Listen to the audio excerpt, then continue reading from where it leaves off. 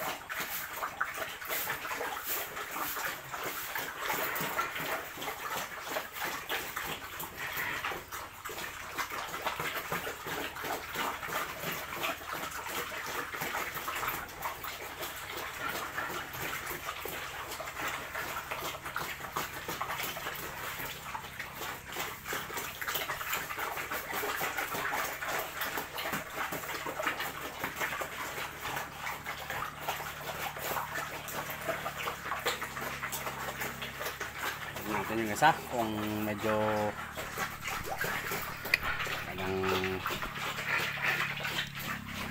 parang hindi nasisiyahan dito sa isa. Oh,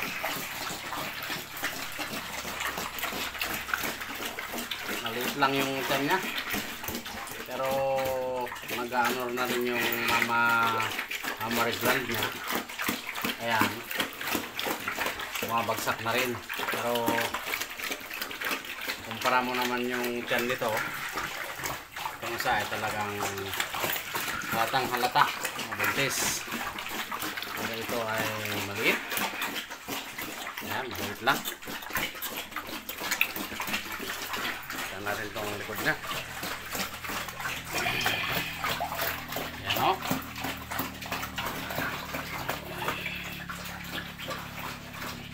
Buntis siguro.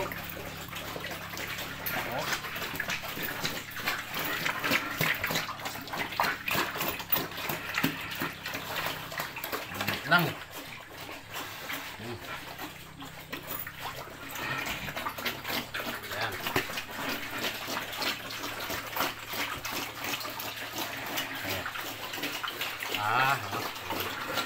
Buntis nga.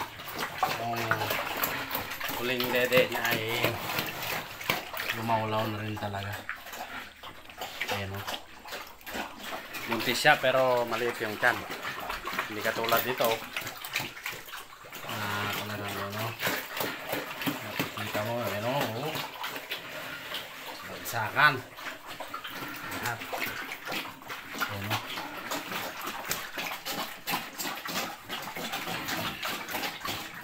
bagsak na rin. Ano,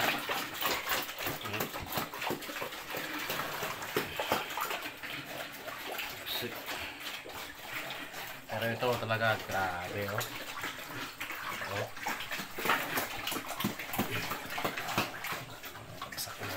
Talaga. Okay. Bilis kang kumain. Gusto naman lang mo. Ayan o.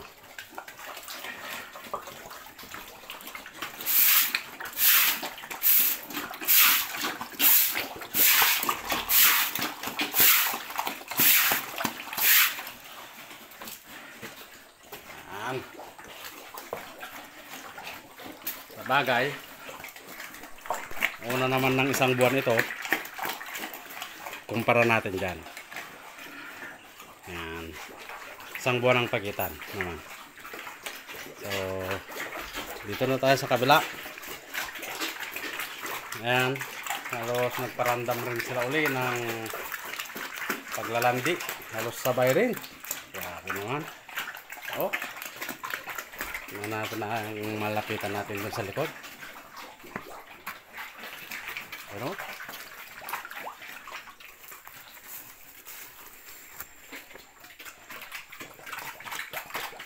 Ano? Oh.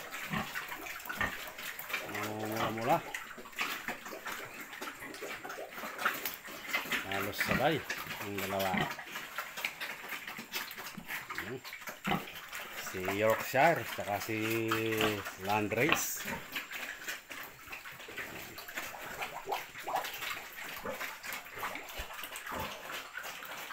Haba ng katawan ni Landrace.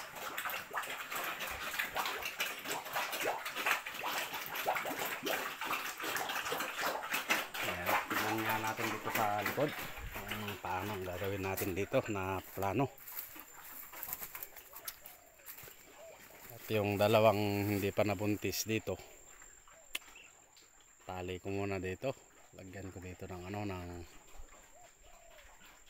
ng bubong na pangsamantala muna dito pag ano, para silang dalawa ay may tali ko dito.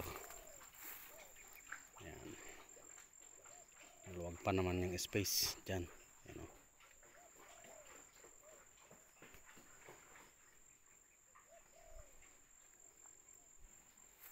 Ayan, balikan natin. Ito yung mga ginawa kong pangtabing dito sa init ay lumaki na rin at medyo lumalamig na rin dito sa area. Yung mga alaga, yan ang pinaka-importante, yung malamigan sila.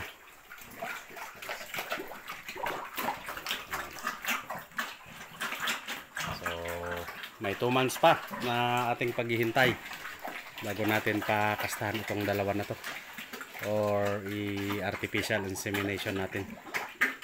Maybe artificial insemination na lang para sa ganoon ay makapili tayo talaga ng magandang lahi, dahil meron tayong kilala na nagpo-provide ng similya ng baboy. Meron tayong makukuhanan. Ayan. So ayun, ano, kain lang kain. Ayan, baka natin doon, oh. Kadapa na siya kasi yung mga kambing nandun, yung puti saka itim, yung brown nandun.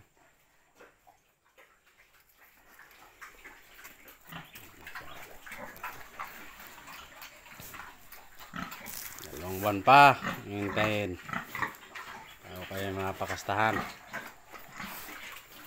Ayan kanyang kabahagi, oh. Mula-mula. Oh.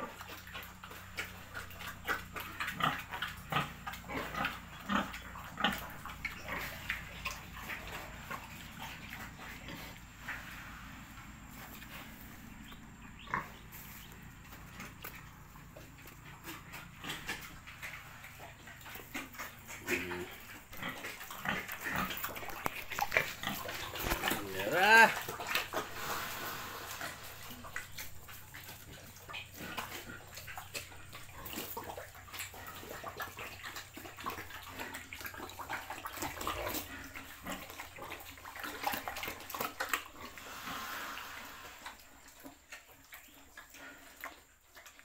Terus, nantis.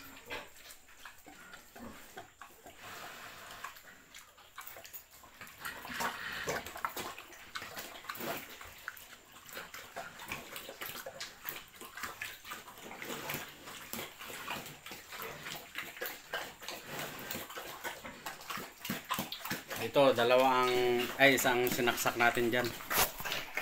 1 bottle lang yung sinaksak natin dyan. Tapos dito 1 bottle din lang na similya yung sinaksak natin. So obserbahan natin kung yun ba ay walang pagkakaiba sa dalawa o sa isa na botelya, kung ilan yung may anak nila.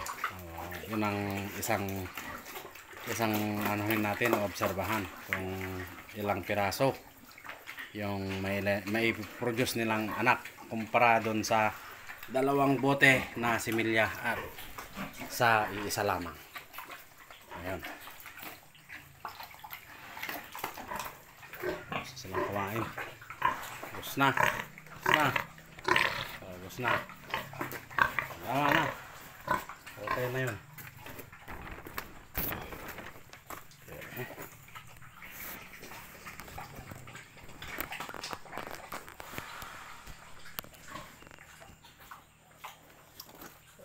Yes.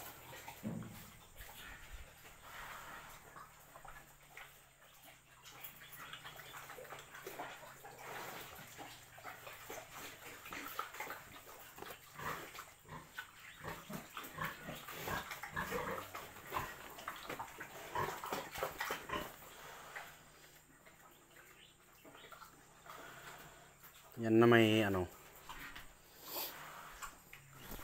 isang buwan ang pagitan nilang dalawa, kaya nakikita pa natin ito pag medyo tumagal-tagal pa, pero halatado naman na siya ay buntis na.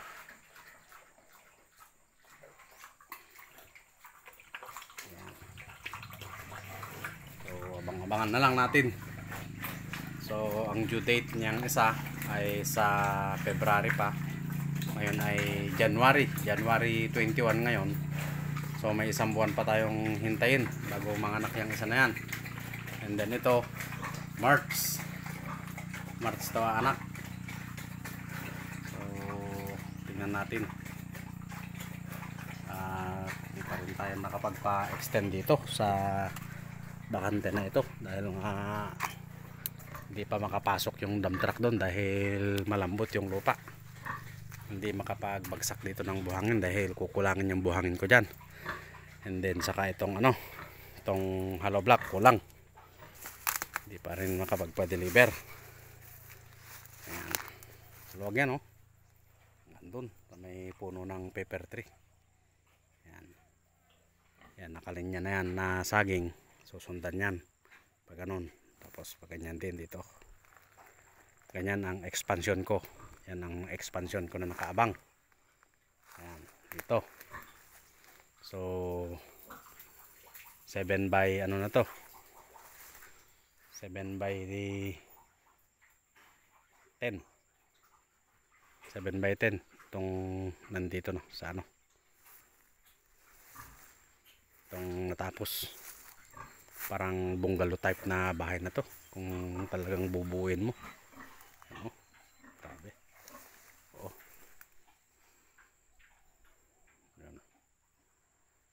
Ayan. So ayun guys, at abang-abang na lang. Maraming salamat sa inyo. Bye bye. Thanks.